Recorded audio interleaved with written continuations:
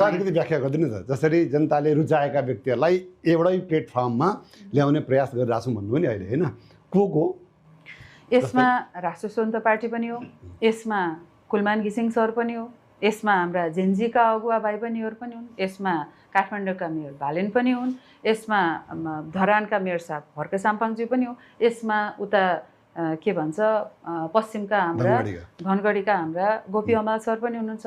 त्यस्तै actual delivery दिन सक्ने यो काम गरेर एक्जिक्युट गरेर आएका हाम्रा गतिशील पार्टी पनि एउटा दर्ता भएको छ, होइन? भनेपछि यी सबैजनालाई चाहिँ एउटै टेबलमा राखेर ल त्यो मैले यो भने नि आफ्नो अगाडि यो खोला छ, खरै खोला छ, एक्लै एक्लै गयो भने सबैलाई बगाउँछ र त्यही खालको रक्तपात अब हामी सहन सक्दैनौँ। अब त पुग्यो, अब त साँच्चै पुग्यो भनेपछि त्यो खहरेसम्म चाहिँ नि तरौँ।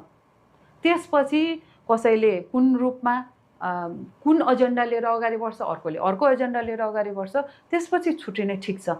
तर हाम्रो अहिले अगाडि भनेको यो 30-40 वर्षसम्म त्यो पुरा पार्टीलाई नै 3-4 जनाले कब्जा गरेर न त्यहाँ पुस्तान्तरण हुन्छ, न त्यहाँ फरक विचारको कदर हुन्छ।